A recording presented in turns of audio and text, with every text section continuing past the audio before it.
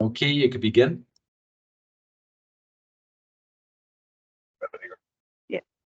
Good afternoon, class. Good afternoon, sir. Our presentation for today is on Chapter 8, Understanding Complex Organization.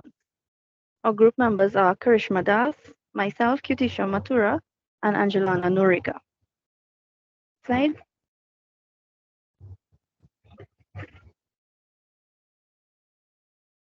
What is a complex organization? A complex organization is a large group of people who work in a different departments with different responsibilities to achieve a common goal. Examples of such organizations are hospitals, banks, universities, and colleges. Each of the examples given has different departments with employees who hold different job titles, such as in the hospital, there are various departments such as emergency, radiology, administration, and pharmacy. In the bank, there are numerous departments as well, such as finance, we have the tellers, and universities have many faculties and also administration. These examples show the diversity of complex organization. Next slide. In this chapter, we expand the scope of the environment and discuss leadership in an organizational context. In this context, the importance of focusing on the 5 aspects of the relational leadership model: purpose, inclusivity, empowerment, ethics, and process becomes even more evident. Right? Group and organization.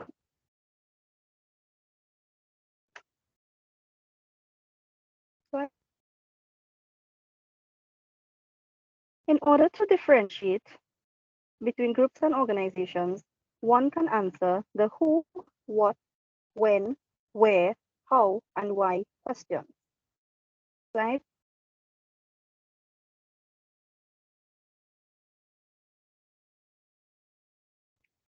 Our first question is who? Who makes a group?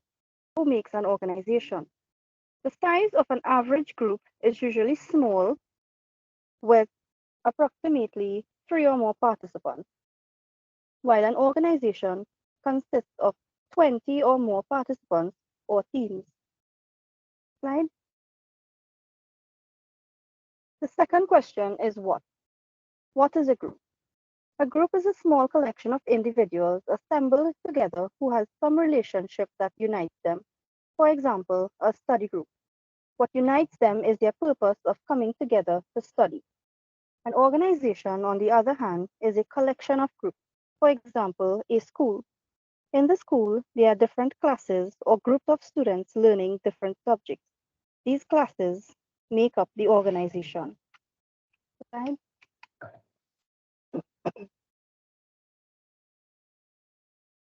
Our next question is where. Groups work better in close proximity due to their members having improved communication and better collaboration with each other. Managers or supervisors of these groups can also efficiently manage their members' roles and duties in order to fulfill their tasks on time. Members of an organization does not necessarily need to be in close proximity of each other to accomplish a mission. With the help of today's technology, groups within an organization can remain connected from anywhere within the building or from the comfort of their home. Slide.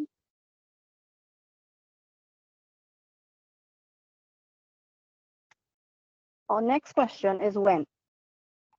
Interactions within groups as well as organizations are continuous. Continuous interactions help to achieve the goal a lot faster, which results in success and a positive outcome for the entire group or organization. Slide.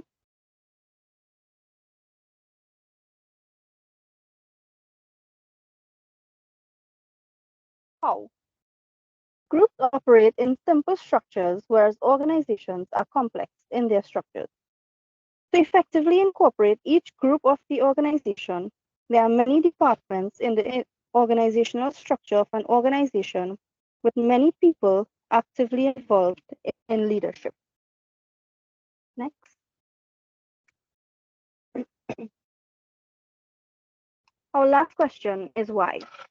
The existence of any group or organization is to accomplish a mission or goal or specific purpose.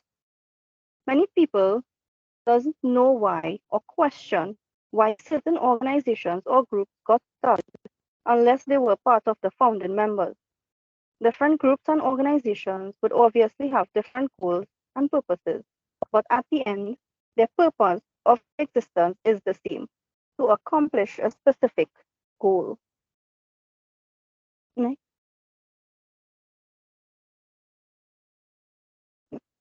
Organizations as complex systems. Organizations can be understood as complex systems because they involve various connected elements such as people, processes, and resources. Changes in one department can have ripple effects on the entire organization. Next.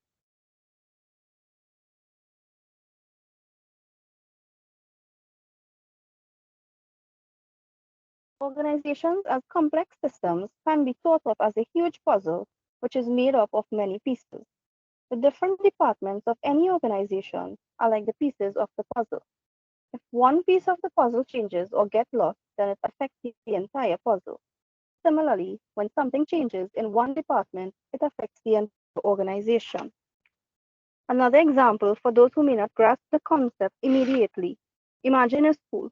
There are many departments in a school: administration, teachers, janitors, cafeteria workers. If something changes in one department, such as a new rule, a new schedule, or a new menu, it affects the entire school. So an organization, just like the school, is like a big connected system where changes in one part can affect the entire organization.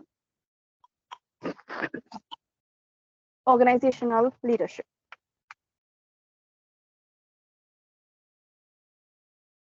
Organizational leadership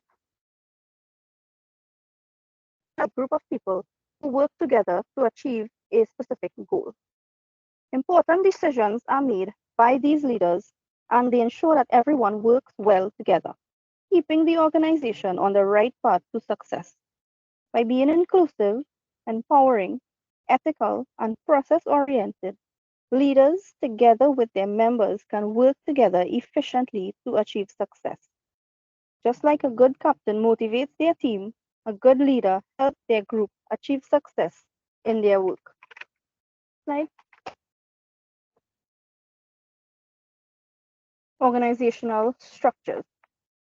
Organizational structures provide a clear understanding of each member's roles and responsibilities in the organization. This helps everyone to understand how the organization operates and how they each fit into the bigger picture. Slide. Organizational structures also serves as important functions such as 1. It facilitates communication where information flows efficiently between the different departments. Number 2, it promotes efficiency. By organizing tasks and responsibilities, it prevents unnecessary overlap and ensures work is carried out and coordinated efficiently. Number 3, it encourages accountability. The proper structure holds individuals or departments accountable for their specific tasks. Number 4, supports authority and decision making. It clarifies who has the authority to make decisions within their designated areas of responsibility. Slide. Max Weber's classic bureaucratic model outlines a structured organizational framework characterized by hierarchy, divisions of labor, and clearly defined rules and regulations. This structure is designed to promote order and accountability within the organization. In the demonstration of a traditional organizational structure below, the president is at the top with the most authority, then the officers and committee chairs with some authority, and then at the below of the structure, the participants or members with little to no authority. Next slide. The proposed conceptual shift in organizational structure suggests an inverted pyramid, with members at the top and the president at the bottom. In this reimagining, the president's role is to support the efforts of other officers and committee chairs, enabling them to better address the members' needs and desires. So as you can see in the diagram, the entire thing is flipped or inverted. Next. The concept of a web as an alternative organizational structure is characterized by a flexible, ever-changing pattern similar to a spider's web, where the shape and structure evolve over time, referred to as series processes. In this web structure, common purpose is positioned at the core, emphasizing that the organization's reason for existence is more critical than its leadership. Right? A non-hierarchy organizational structure is characterized by a flat hierarchy with no distinct levels. In this type of organization, power and authority are shared evenly among all members. Decisions are frequently made through consensus, and leadership roles are distributed among the entire membership. Non-hierarchical structures are often adopted for philosophical reasons, emphasizing the value of true equality among members. Right? Now, now we will be moving on to organization, mission, vision, and core values. Organizations exist to serve a specific purpose, such as representing membership views, producing products, providing activities, or many other countless reasons which encourages people to join and partake. The success or failure of an organization depends on how its mission is realized through its vision and actions, emphasizing the importance of its mission, vision, and core values. So we will begin with the mission, please. The mission of an organization defines why it exists. Organizations typically have mission statements that clarify their purpose and values. These mission statements should be clear and conscious and reflective of the organization's personality. A mission statement should not only explain the organization existence, but also provide a compelling reason for its presence. It must articulate the organization contribution to the campus, community, or will in a way that attracts potential members and motivates the existing members.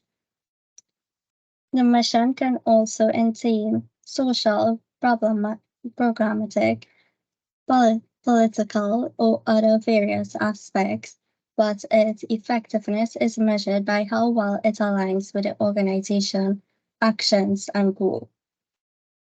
The input from various members of the organization is essential in crafting the mission statement. Sharing the mission statement widely is crucial to guide the organization actions effectively.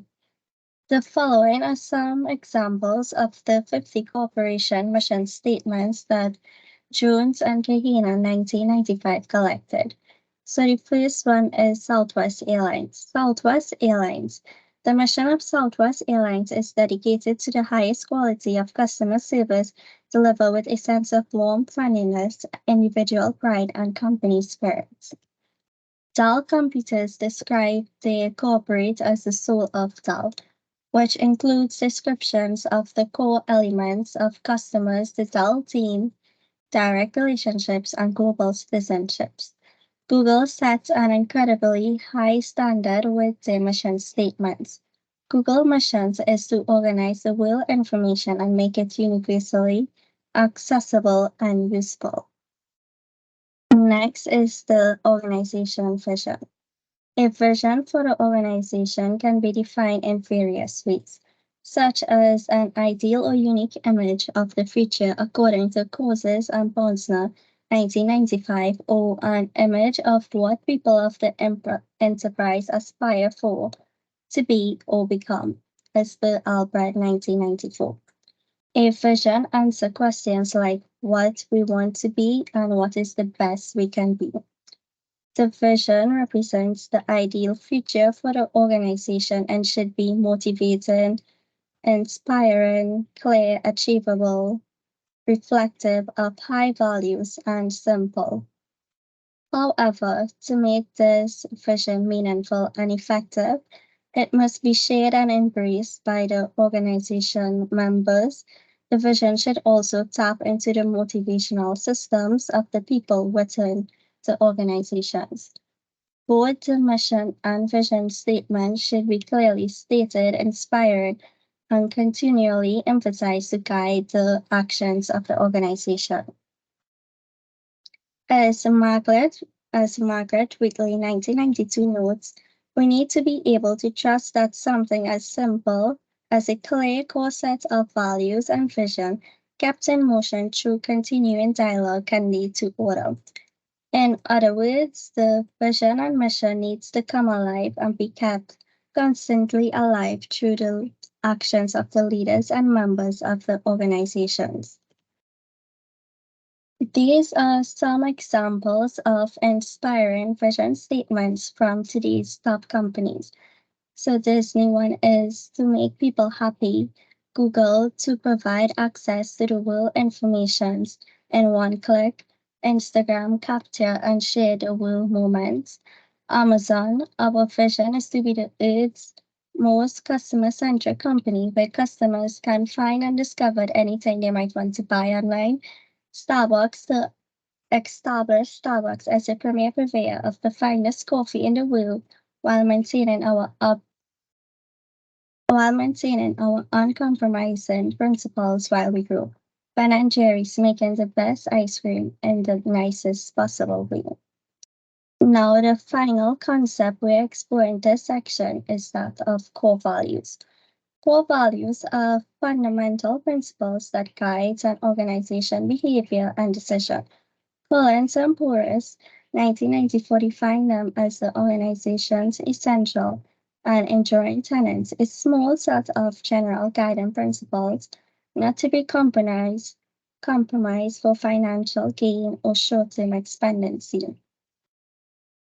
So basically, Collins and Porras define core values as an organizational fundamental and lasting belief, which consists of a few important guidance principles.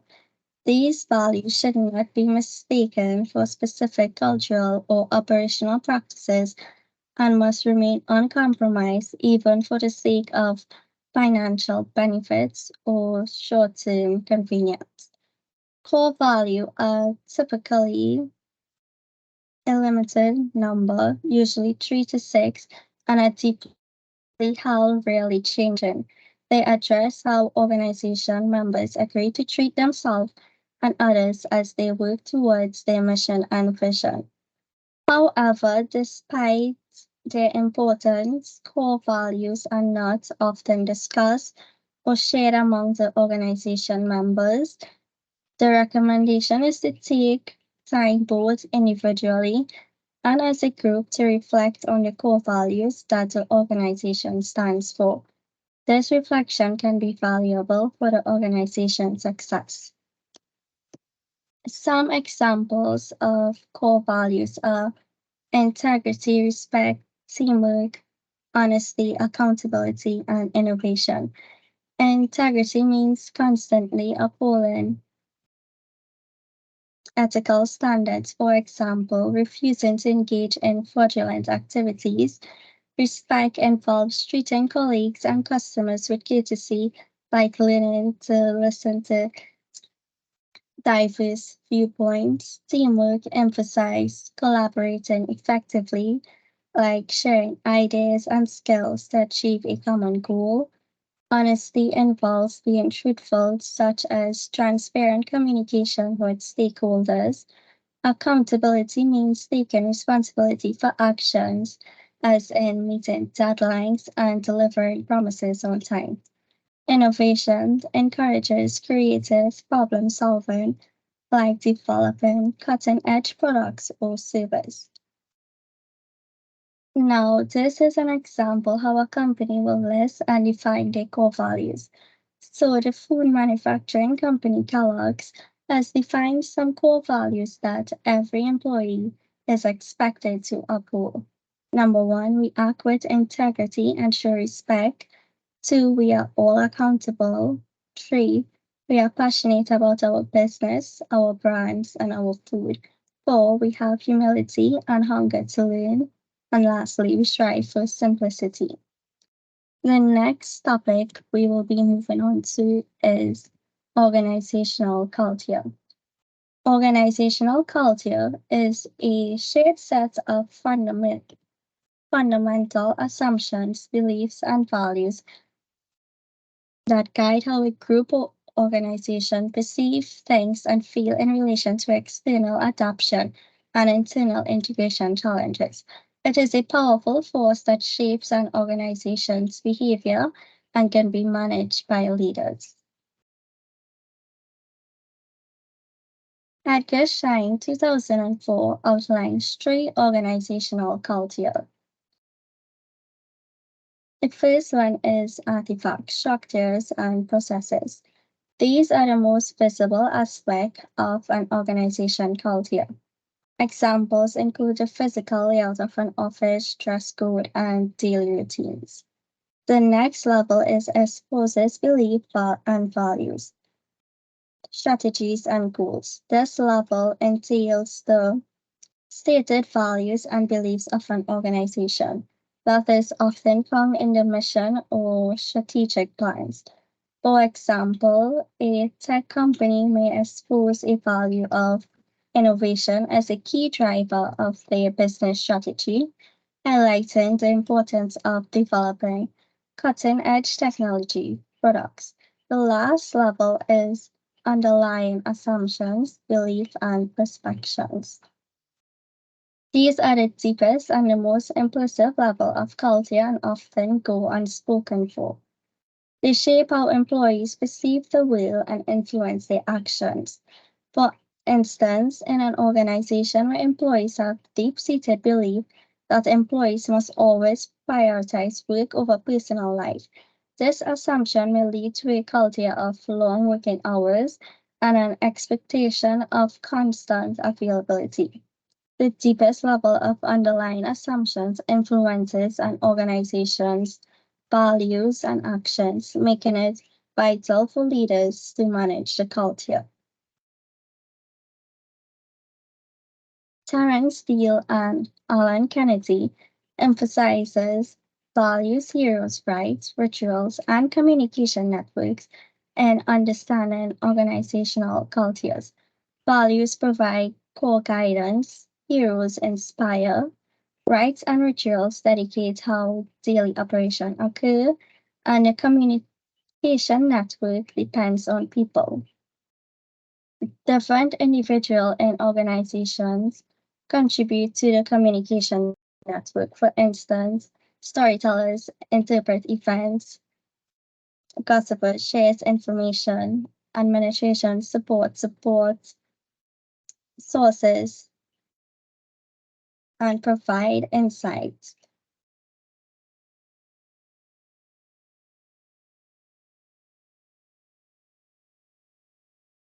Bowman and Deal 1992 presents the four frames to view organizations: structural, human resource, political, and symbolic.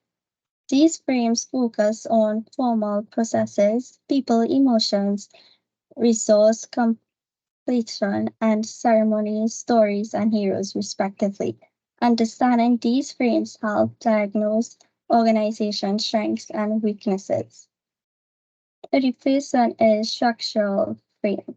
This frame emphasizes formal processes. For example, an organization with a clear hierarchy and well-defined job roles has a strong structural frame. Human resource frame. This frame focuses on people, emotions, and well-being. For instance, a company that prioritizes employee satisfaction through training programs and work balance initiates alliance with the human resource frame. Political frame. This frame centers on resource completion and power dynamics. An example would be a situation where different departments vie for control of the budget, leading to political struggles within the organization. Symbolic frames look at ceremonies, stories, and heroes. For instance, an organization with a strong symbolic frame may celebrate its founders through annual ceremonies and share success stories to reinforce its core values and culture. Greg Harford's 2003 dimension of culture include power distance, individuality, masculinity, uncertainty, avoidance index, and long-term orientation. These dimensions reveals people beliefs and preferences affecting how organizations operate. Strongly fixed organizational cultures can have a negative impact within an organization by implementing new learning and limiting the diversity of perspective brought to address the problems. The more uniform the norms and beliefs shared within the culture,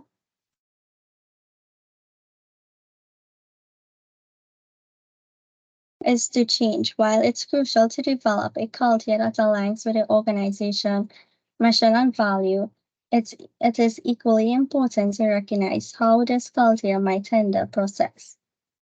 Attempting to change an organization, mission, vision, and values without addressing its culture can lead to resistance.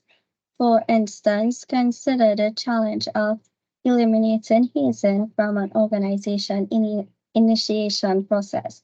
Despite the legal and ethical reasons to abandon hazing, many organizations strongly uphold this tradition as a means for new members to demonstrate dedication. While altering the organization mission and values to reject hazing might be straightforward, changing the deeply integrated culture to discourage hazing can be more challenging. To foster change, it is crucial to plan alternate and rewarding activities that celebrate the transition of new members to full membership, ultimately enriching the organization culture. Organizing, understanding an organization culture is crucial because it reveals how an organization truly functions. It can facilitate or implement change and impacts the experiences of new and veteran members. Now we will move on to organization networks. Organization networks have gained significant attention in recent years due to their importance. They involve groups of people and organizations connecting to collaborate on shared purposes. Network can include participants from within an organization and external individuals. The key elements of a network are collaboration and common goals.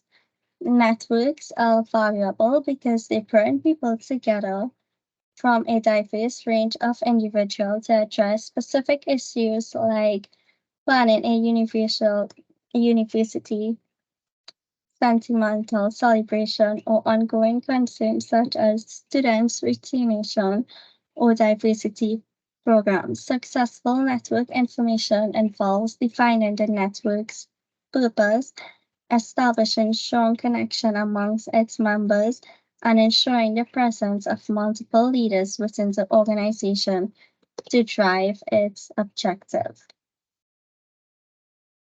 Now we will move on to the life cycle of organizations. The ability to adapt to change is essential for the success of any organization. Although the emergence suggests that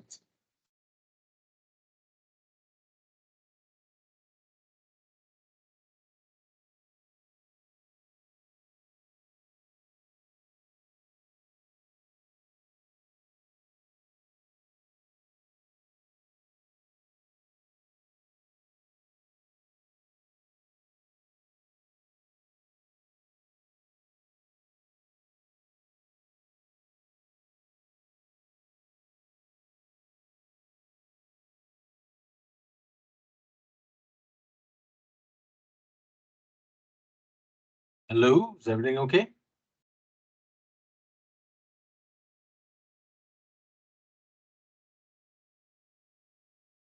Hello?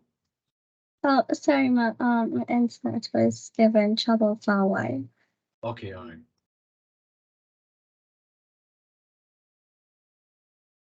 New organizations often thrive initially due to the energy and dedication of a small group.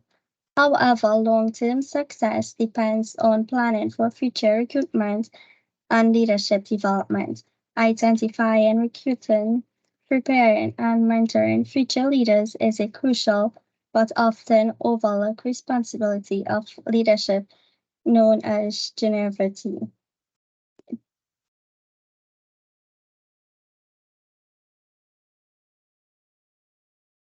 John W. Gardner, 1990, and Isaac Ides, 1988, present the concept of the lives of organizations, with stages like infancy, maturity, and various phases in between.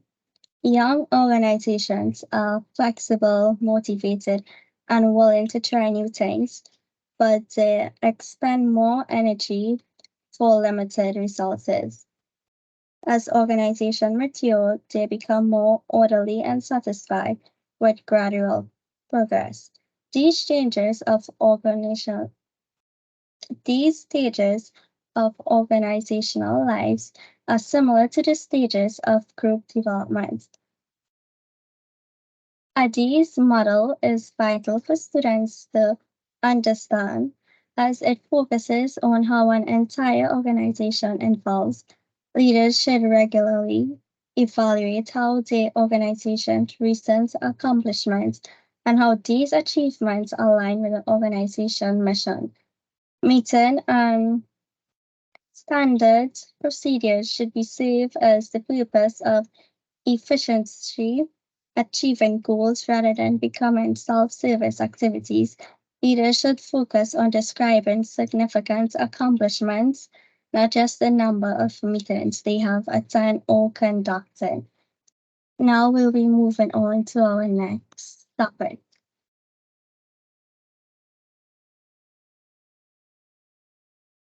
So, multicultural organizational development. Before I begin, does anybody know what is a multicultural organization? Next slide, please. Well, a multicultural organization is one that has a workforce that includes people from diverse backgrounds across all departments, and which offers them equal opportunity for input and advancement within the company. For example, Johnson & Johnson Pharmaceutical Company or MasterCard. A multicultural organization also possesses an absence of discrimination or prejudice toward people based on their race, religion, ethnicity, gender, age, sexual orientation, or physical limitation. In a multicultural organization, skill, talent, and performance are the criteria for meritocratic advancement. Next slide, please. To remain vibrant and viable over an extended period of time, an organization needs to be willing to remake itself. One way to approach organizational transformation is through the concept of multicultural organizational development. This process emphasizes the full participation of members from all cultures and social groups, and a commitment to end all forms of social oppression that may exist within the organization that blocks the meaningful, inclusive involvement of all members. Next slide, please.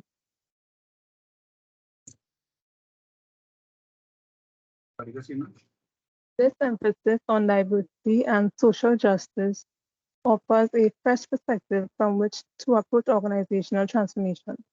Because the relational leadership model emphasizes being inclusive and empowering, it is essential to understand how an organization might transform itself to be multicultural. What do you think the impact would be if every organization on your campus made a commitment to end all forms of social oppression? This would clearly be a transformation, and the campus would become a better place for all its students, faculty, and staff. Next slide, please.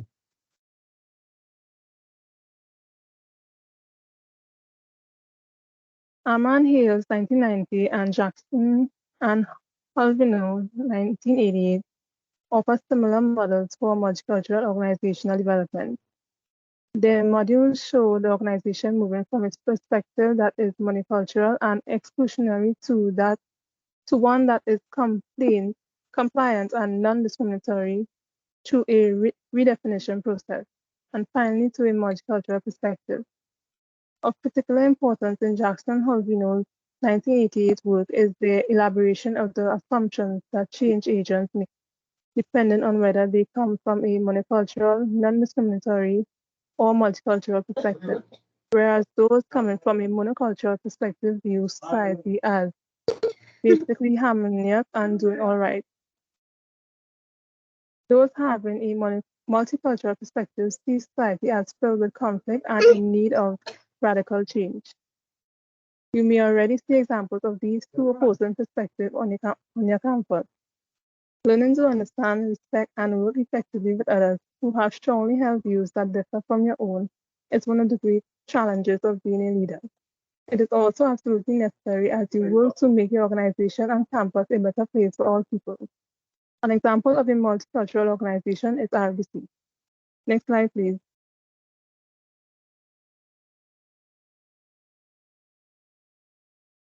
Learning organization. In business management, a learning organization is a company that facilitates the learning of its members and continuously transforms itself. The concept was coined through the work and research of Peter Senge and his colleagues. Learning organizations may develop as a result of the pressures facing modern organizations. This enables them to remain competitive in the business environment. Peter Senge proposed 5 characteristics: systems thinking, personal mastery, mental model, shared vision, and team learning. Systems thinking, the idea of the learning organization developed from a body of work called systems thinking. This is a conceptual framework that allows people to study businesses as bounded objects. Learning organizations use this method of thinking when assessing their company and have information systems that measure the performance of the organization as a whole and of its various components. Systems thinking states that all the characteristics of a learning organization must be apparent at once in an organization for it to be a learning organization. If some of these characteristics are missing, then the organization will fall short of its goal. However, O'Keefe believes that the characteristics of learning organization are factors that are gradually acquired rather than developed simultaneously. Personal mastery. The commitment by an individual to the process of learning is known as personal mastery. There is a competitive advantage for an organization whose workforce can learn more quickly than the workforce of the organization. Learning is considered to be more than just acquiring information. It is expanding the ability to be more productive by learning how to apply our skills to work in the most valuable way. Personal mastery appears also in a spiritual way as, for example, clarification of focus, personal vision, and ability to see and interpret reality objectively. Individual learning is acquired through staff, training, development, continuous self-improvement. However, learning cannot be forced upon an individual who is not receptive to learning. Research shows that most learning in the workplace is incidental, rather than product of formal training. Therefore, it is important to develop a culture where personal mastery is practiced in daily life. A learning mechanism for individual learning to be a learning organization has been described as the sum of individual learning, but there must be mechanisms for individual learning to be transferred into organizational learning. Personal mastery makes possible many positive outcomes such as individual performance, self-efficacy, self-motivation, sense of responsibility, commitment, patience, and focus on relevant matters, as well as work-life balance and well-being. Mental models. Assumptions and generalizations held by individuals and organizations are called mental models. Personal mental models describe what people can or cannot detect. Due to selective observation, mental models might limit people's observation. To become a learning organization, these models must be identified and challenged. Individuals tend to espouse theories which are what they intend to follow, and theories in use, which are what they actually do. Similarly, organizations tend to have memories which preserve certain behaviors, norms, and values. In creating a learning environment, it is important to replace confrontational attitudes with an open culture that promotes inquiry and trust. To achieve this, the learning organization needs mechanisms for locating and accepting organizational theories of action. Unwanted values need to be discarded in a process called unlearning. Wang and Amlin refer to this as triple loop learning. For organizations, problems arise when mental models evolve beneath the level of awareness. Thus, it is important to examine business issues and actively question current business practices and uses before they become integrated into new practices. Shared vision. The development of a shared vision is important in motivating the staff to learn, as it creates a common identity that provides focus and energy for learning. The most successful visions build on the individual visions of the employees at all levels of the organization. Thus, the creation of a shared vision can be hindered by traditional structures where the company vision is imposed from above. Therefore, learning organizations tend to have flat, decentralized organizational structures. The shared vision is often to succeed against a competitor. However, Tim states that these are transitory goals and suggests that there should also be long-term goals that are intrinsic within the company. On the other hand, the lack of clearly defined goals can negatively affect the organization, as it cannot attain its members' trust. Applying the practices of a shared vision creates a suitable environment for the development of trust through communication and collaboration within the company. As a result, the built shared vision encourages the members to share their own experiences and opinions, thus enhancing the effect of organizational learning.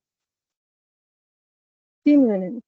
The accumulation of individual learning constitutes team learning. The benefit of team or shared learning is that staff learn more quickly and the problem-solving capacity of the organization is improved through better access to knowledge and expertise.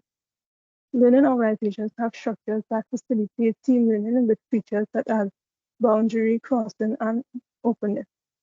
In team meetings, members can learn better from each other by concentrating on listening, avoiding interruption, being interested, and responding. In such a learning environment, people don't have to hide or overlook their disagreements, so they make their collective understanding richer. 3 dimensions of team learning, according to Sage, are the ability to think insightfully about complex issues, the ability to take innovative, coordinated action, and the ability to create a network that will allow other teams to take action. In a learning organization, teams learn how to think together. Team learning is the process of adapting and developing the team capacity to create the results that its members really want. Team learning requires individuals to engage in dialogue and discussion. Therefore, team members must develop open communication, shared meaning, and shared understanding. Learning organizations typically have excellent knowledge management structures, allowing creation, acquisition, dissemination, and implementation of this knowledge in the organization. Teams use tools such as an actual learning cycle and dialogue. Team learning is only one element of the learning cycle. For the cycle to be complete, it has to include all 5 characteristics. The capacity of an organization to continuously learn enables it to continuously recreate itself as it faces new challenges. For example, a student government organization, let's say Costa Student Council. A student member needs to be appointed to the college's board of trustees. What qualities should such a representative have? How should that person be selected? What issues should this representative bring to the board? All of a sudden, the student government has moved from being an organization that may have a programming emphasis to one that gives students a voice in the group that makes the major decisions regarding campus life. This is a major focus. This is a major change in focus. To take advantage of this opportunity, the organization must be able to learn how the board operates, what issues will be most interest to the board and what approaches will be most successful. Much of this learning will have to be on repeat. Only an organization that is truly open to and embracing of learning new approaches will make optimal use of this opportunity. Next slide, please. Maturity and the impact of technology. Next slide, please. With the use of technology in workplaces, organizations have been able to increase their productivity and efficiency at a rapid pace. Processes that were once manual and time-consuming can now be achieved in a quick and efficient manner with digital tools, applications, and systems. Because of this digital shift, employees have the ability to focus on more important tasks than generate revenue and drive the company forward. Additionally, leveraging business programs and management software can actually improve the accuracy and effectiveness of departmental functions as it decreases the likelihood of human error while providing real-time data and analytics through dashboards and reporting. Next slide, please. Charles Handy defines virtual organizations as organizations that do not need to have all the people, or sometimes any of the people in one place in order to deliver the service. The organization exists, but you can't see it. It is a network and not an office. So due to COVID-19, a lot of businesses or organizations had to go virtual to conduct their business. So we can say probably Custard has become somewhat of a virtual organization due to a lot of its services being offered online, its lecturing services, library services, health and conference services, etc. Zeros knows that we should think in terms of virtuality as a continuum.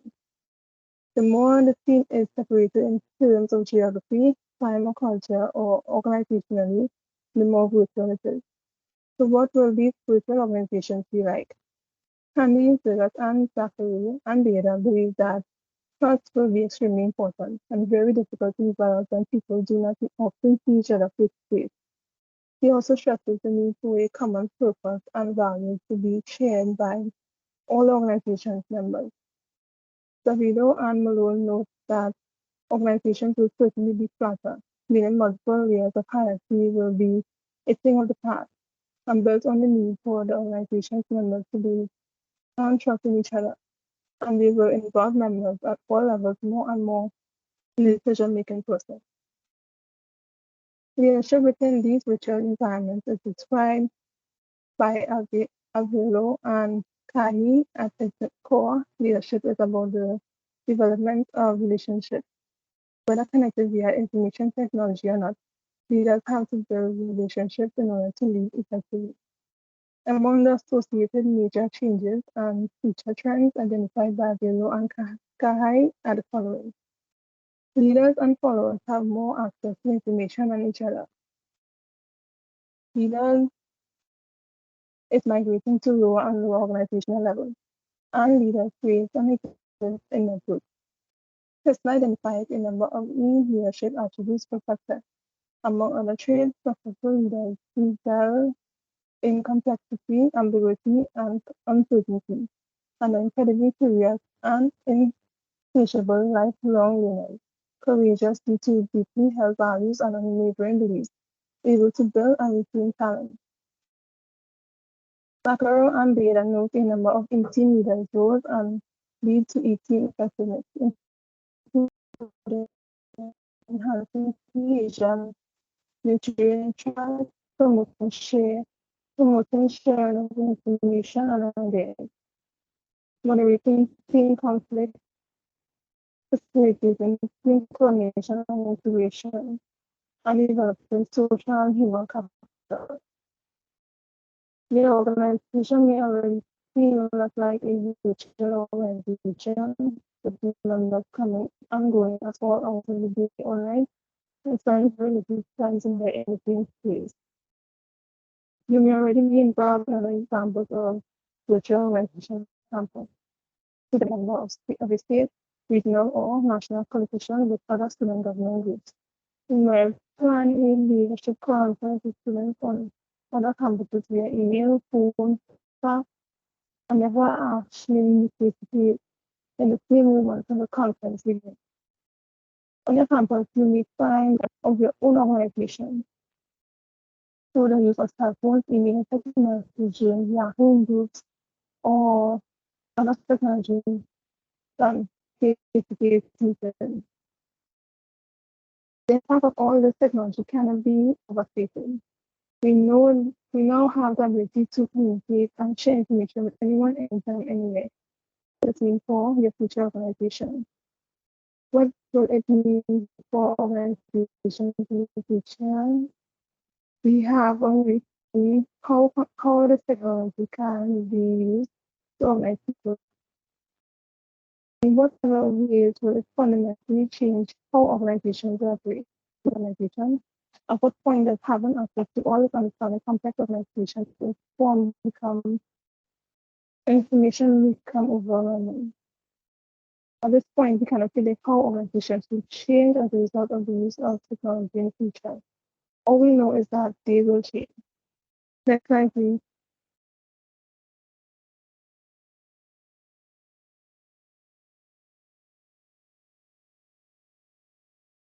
Next slide, please.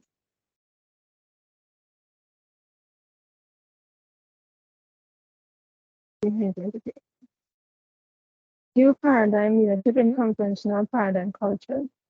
Next slide, please. One reading a book is realizing that you might embrace the principles of new paradigm leadership, but find yourself mad in a conventional culture. This can present a dilemma, but you can take action toward continuing to use this information. So I'll share what you know with other leaders, members of your organization, and who will listen. Next slide, please.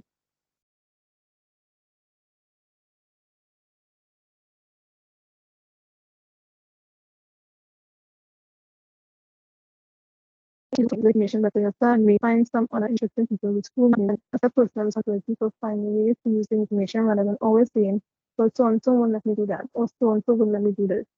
You must maintain a positive outlook and try to find areas in which you can use this information rather than focusing on areas that seem out of bounds. Continue to try new things, even in small ways. Volunteer to do programs or activities with other organizations, or to be the guest speaker or teacher. Finally, continue to read and explore. Next slide, please. Lastly, we have our chapter summary. This chapter explores complex organizations, delving into the existence and structure, with a focus on the significance of mission, vision, and core values. It introduces the concept of a future virtual organization. The relational leadership model is highlighted as key, emphasizing inclusivity, empowerment, and ethics in utilizing all members' talents and encouraging active participation. It underscores the importance of a shared common purpose for an organization to realize its full potential. The chapter suggests that organizational life should be more than meetings governed by rules, even for excitement and energy. The goal is for members to find purpose and enthusiasm in their organizational endeavors. Next slide, please. On this slide, we have a list of all our references. Next slide, please.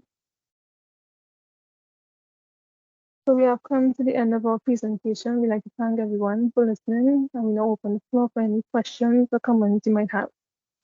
Thank you.